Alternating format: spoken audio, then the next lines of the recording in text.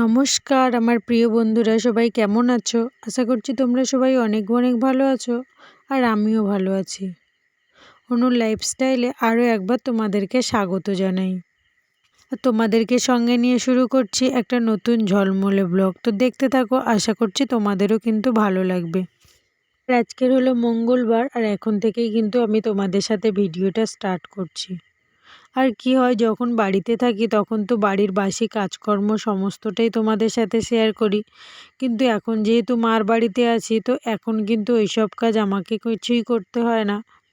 আর দেখো, সকালবেলা ঘুম থেকে উঠেই কিন্তু চলে এসেছি বাইরে, আর এসে দেখলাম ভাই এখানে কাজ করছে, তাই ভাইয়ের সাথে কিন্তু কয়েকটা গামলা ধান আমি কিন্তু ভরে দিচ্ছিলাম। আর এই ধানগুলো ওরা কিন্তু ওই ধাপড়ে ঝাড়িয়েছিল, তো যেহেতু দুধের স্বাদ ধান সেই জন্য, তো এখন কিন্তু উড়িয়ে আর বস্তা ভর্তি করে আর কি রেখে দেবে, পরে ওটাকে ওরা খাওয়ার জন্য সেদ্ধ করবে। তাই এখন আপাতত উড়িয়ে দিচ্ছে, তাই আমি ওর সাথে একটু হেল্প করে দিচ্ছিলাম। আর দেখো, বাবান কিন্তু দিতে গেছিলো গরুকে খড়, আর এখানে দেখো আমি না এসছি মাদের বাড়িতে, তো ওটা মানে ব্রাশ আনতে ভুলে গেছি আর কি। বাবানেরও ব্রাশ আনা হয়নি আর আমারও কিন্তু ব্রাশ আনা হয়নি, যেহেতু তাড়াহুড়ো করে বেরিয়ে গেছিলাম সেই জন্য কিন্তু আর নিতে ভুলে গেছি। আর একদিনের জন্য এসছি, তাই জন্য ভাবলাম আর কেন কিনবো, তো সেই তো একদিন পর মানে আজকেরই বিকেলে চলে যাব, তো সেই জন্য ভাবলাম এখানে তো নিম গাছ আছে, তাহলে একটু নিম দাঁতন করে নিই। আর এখানে দেখো যে এই যে পুকুরটা দেখতে পাচ্ছ, এই বড় পুকুরটা কিন্তু আমার মাদের আর কি। এটা প্রায় ওই 5 কাঠা মতো জায়গা নিয়ে আছে, বিশাল বড় পুকুরটা কিন্তু তোমাদেরকে আর দেখানো হয়নি। আর নেক্সট বার যখন আসবো না তখন কিন্তু তোমাদেরকে অবশ্যই পুকুরটা দেখাবো। আর কি বলবো, যে এত বড় পুকুর, তো ওরা কিন্তু জাল ফেলেছিল সকালে, কিন্তু মাছ পড়েনি, হয়তো ওদের সাথে আমি উঠলে তখন হয়তো অবশ্যই পুকুরটা তোমাদেরকে দেখাতাম। আর যেহেতু মাদের বাড়িতে এসেছি ওই জন্য কিন্তু আমি একটু আর লেট করেই ঘুম থেকে উঠেছি, আর তাই জন্য কিন্তু এগুলো আর দেখাতে পারিনি আর কি। আর এর আগে একটা ভিডিওতে আমার এক বন্ধু কমেন্ট করেছো, পায়েল নস্কর, বলেছো গ্রামটা খুব সুন্দর। হ্যাঁ গো, সত্যি গ্রামটা খুবই সুন্দর, আর আমার তো ভীষণই পছন্দ লাগে। কেন এখানে না অত গ্যাঞ্জাম নেই, মানে এখানকার মানুষজন অত প্যাঁচেরও না, ভীষণ সাদামাটা আর খুবই ভালো। আর আরেকজন বন্ধু কমেন্ট করেছো, শায়েদ রেজাউল, বাবানের পাপা কোথায় থাকে? বাবানের পাপা মুম্বাইতে থাকে, ও একটা কাজের সূত্রে কিন্তু বাইরেই থাকে। তবে বেশি দিন হয়নি গেছে, এই বছর দেড়েক হচ্ছে গেছে। বাবানের যতদিন বয়স তার বাবান হওয়ার 1-1.5 মাস পরেই কিন্তু বাইরে গেছে। এতদিন কিন্তু বাড়িতেই ছিল, একটু কাজের সূত্রেই কিন্তু বাইরে আছে এখন। আর এখানে দেখো মাদের ঘরের চালের উপরে কত জল লাউ হয়েছে, এগুলোকে কিন্তু আমরা লাউ বলি।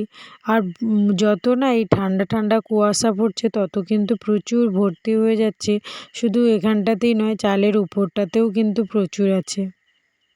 আর সবথেকে বড় কথা কি বলো তো, লাউ খাওয়ার থেকে না লাউয়ের এই ডাঁটাটা খেতে খুবই ভালো লাগে আর খুবই সুস্বাদু লাগে। আমার তো যে কোনো ডাঁটা খেতে এত ভালো লাগে কি বলবো। আর দেখো, একদিন এসছি মাদের বাড়িতে, তাতেই কিন্তু আমার একটু ঠান্ডা ঠান্ডাও লেগে গেছে, যেহেতু কালকে বাড়ি আসতে একটু সন্ধে হয়ে গেছে আর একটু ঠান্ডা খেয়ে খেয়ে গেছি, তাই জন্য আরও ঠান্ডা লেগে গেছে।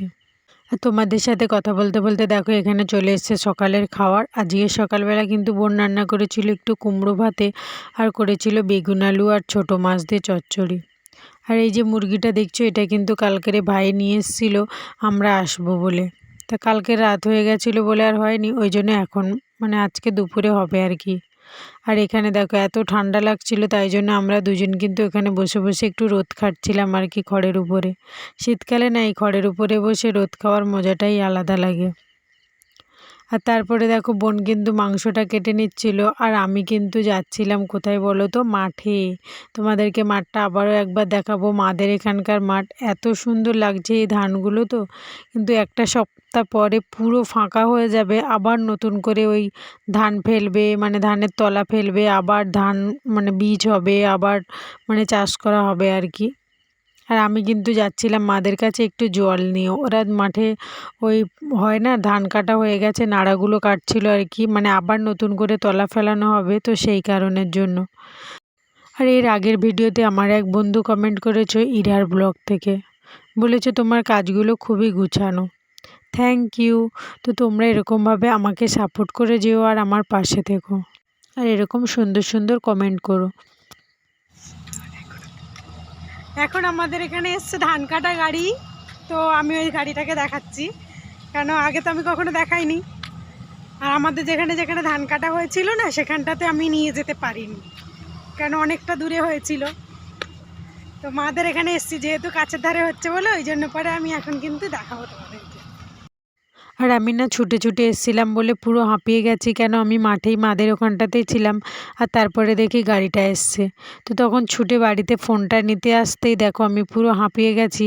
আর এই যে দেখো কাটছে এত সুন্দর করে, কয়েক মিনিটের ভিতরে কিন্তু এটা পুরোটাই ফাঁকা হয়ে যাবে, আর একদম পুরো মানে ধানও গোছানো হয়ে যাবে, আর খড় তো এরকম পড়ে যাবে আর কি। আর এর আগের বারে না যে আমাদের যে গাড়িটা কাটা হয়েছিল সেটা কিন্তু অনেকটাই বড় ছিল, এর থেকে আর অনেকটাই ধান স্টোর করে আর কি। আর এটাতে ওই 6 থেকে 7 বস্তা মতো ধান স্টোর করে, আর খুব বেশি করে না কিন্তু।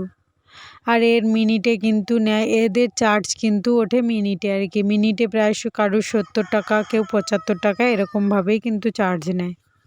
আর গাড়িতে ধান কাটলে না একটা সুবিধেও হয় আর একটা অসুবিধে হয়। সুবিধে হচ্ছে ধানটা তাড়াতাড়ি গোছানো হয়ে যায়, আর একেবারে কিন্তু ঝাড়িয়ে নেয়। আর এই যে দেখো এখান থেকে কিন্তু ধানটাকে ফেলবে, আর কত সুন্দর করে পড়ছে দেখো ধানটা। আর এর খড় কিন্তু নেওয়া যায় না, খড়গুলো পুরো ঝুনো হয়ে থাকে। নিলে নেয় অনেকে, নিয়ে একটু শুকিয়ে নেয় আর কি, তবে কষ্টটা হয় বেশি। আর মাঠের যে মাটিগুলো না, ওগুলো কিন্তু খুবই গর্ত হয়ে যায় আর কি। আর এখানে দেখো ধানটাকে উড়িয়ে কিন্তু পরিষ্কার করেই দিচ্ছে, কয়েকটা বড় খড় মাত্র ওর মধ্যে মধ্যে থেকে যাচ্ছে। আর খুব একটা বেশি স্টোর করে না, 6 থেকে 7 বস্তা মতো ধান হবে এই যে স্টোর করলো। আর শুকালে তো আরও একটু কমে যাবে আর কি। আর তারপরেই দেখো আবার চলতে শুরু করেছে। আর এদিকে দেখো বাবান চলে এসছে গাড়ি দেখবে বলো, ও অ্যাকচুয়ালি ঘুমাচ্ছিল, আর তাই জন্য কিন্তু আমি আসতে পেরেছিলাম। আর এখন যেই ও ঘুম থেকে উঠেছে, ওর মানি কিন্তু ওকে নিয়ে চলে এসছে আর কি। পরে দেখো আমরা চলে এসেছি কিন্তু বাড়িতে, আর বাড়িতে এসে দেখো এখানে দেখছি মুরগি একটা ডিম পেড়েছে মাদের, তাই ওটাকে বের করতে চলে আসলাম। আর তারপরে কিন্তু স্নান টান করে খেতে বসে গেছি। আমরা খেতে বসেছিলাম, আর দেখো ওই দুজন কিন্তু হঠাৎ করে চলে এসছে। এটাও একটা আমার দুটোই দাদার ছেলে। আর যেহেতু চিকেন হয়েছে তো ওই জন্য পরে আর দুপুরে এসছে বলে বললো যে ঠিক আছে যেতে হবে না, তোমরা খেয়ে নাও। আর দেখো খাওয়া দাওয়া করে কিন্তু আমরা বেরিয়ে গেছি, আর একটুও কিন্তু রেস্ট নিইনি, কেন আসতে হবে অনেকটা দূর, তো সেই কারণের জন্য। আর এই যে শাড়িটা পরেছি না, এটা মায়ের শাড়ি ছিল আর কি। তো যাই হোক আমরা কিন্তু রেডি হয়ে চলে আসছি, আর ভাই আমাকে দিতে আসছে, ভাই মা। Tata tata. আর তারপরে দেখো আমরা কিন্তু বাড়িতে চলে এসেছি, আর বাবার না আস্তে আস্তে রাস্তাতেই ঘুমিয়ে পড়েছিল। আর তারপরে এসে না আমি চেঞ্জ করে রাত্রের জন্য ভাত বসিয়ে দিয়েছি আর কি। আর তরকারি কিছুই করব না, ওই বেলার তরকারি আছে, ওই তরকারি দিয়ে কিন্তু হয়ে যাবে, শুধু ভাতই করব। আর তারপরে না বাবানের বোতলটাকেও একটু ফোটাবো, আর ওর জন্য কিন্তু একটু জল গরমও করে নেবো। আর ওর বোতল আমরা প্রত্যেক দিনই ফুটাই, যেহেতু আজকে তাড়াহুড়ো করে চলে এসেছি মার বাড়ি দিয়ে, সেই জন্য কিন্তু আর ফোটানো হয়নি, সেই জন্য কিন্তু এখন ফুটিয়ে নিচ্ছি আর কি। আর এগুলো হয়ে গেলে না করে নেবো একটু তরকারিটাকেও একটু গরম করে নেবো। ওই বেলার তরকারি ছিল পালং শাক, কচু আর মাছ করে ঝোল করেছিল, আর একটু করেছিল কুমড়ো ভাজা, বেগুন ভাজা। তো ওগুলোকেও কিন্তু আমি একটু গরম করে নেবো আর কি। আর তারপরে বাবান যেহেতু ঘুমোচ্ছে না, ও তো জেগে থাকলে কোনো কাজ করতে দেয় না, তো এখন যেহেতু ঘুমাচ্ছে তাই ভাবলাম যে একটু এই কাজটা করে নিই। এটা আগের দিনে আমি কেটে রেখেছিলাম, এই পেপার বস্তা হয় না, সেই পেপার বস্তাকে 4 টুকরো করে কেটে নিয়েছিলাম। আর নিয়ে তার উপর দিয়ে কিন্তু একটা নাইটি ছিঁড়ে গেছিলো আমার, সেইটা দিয়ে কিন্তু সেলাই করে নিচ্ছি। আর এটা না ফ্রিজের মধ্যে দেবো, যাতে ওই জিনিসপত্রগুলো রাখি তাতে কিন্তু নোংরা হয়ে যায়, তো সেই কারণে এটা দিয়ে দিলে আর অতটা কিন্তু নোংরা হবে না। তোমরা চাইলে এটা কিন্তু বাড়িতে হাতে সেলাই করে নিতে পারো, আমার কাছে যেহেতু মেশিন আছে তাই জন্য কিন্তু আমি এটা মেশিনেই সেলাই করে নিচ্ছি। তো এরকম আমি 4টে টুকরো সেলাই করছি, কিন্তু আমার 4 টুকরো লাগবে না, 3 টুকরো লাগবে। আরগুলোকে কিন্তু আমি সরু সরু করে ওই সাইডগুলোতে দিয়ে দেবো আর কি। আর এটার জন্য কিন্তু তোমাকে কিনতেও হবে না, পয়সা খরচা করে বাড়িতেই তৈরি করে নিতে পারো সহজেই আর কি। আর তাহলে ফ্রিজটা অত নোংরাও হবে না, আর অত ঘন ঘন মুছতে হবে না, এটাকে বের করে ধুয়ে নিলেই তোমার কিন্তু কাজ মিটে যাবে। সব সময় তো আর কন্টেনার মুছে রাখা হয় না, ওর নিচে কিন্তু নোংরা থাকে আর কি। আর বারবার না কন্টেনারগুলো রাখতে রাখতে ওর উপরে কিন্তু একটা দাগও হয়ে যায়, তো সেটা কিন্তু হবে না, আর খুব সুন্দর হবে আর কি। তো বন্ধুরা আজকের ভিডিওটা কিন্তু আমি এখানটাতেই শেষ করব।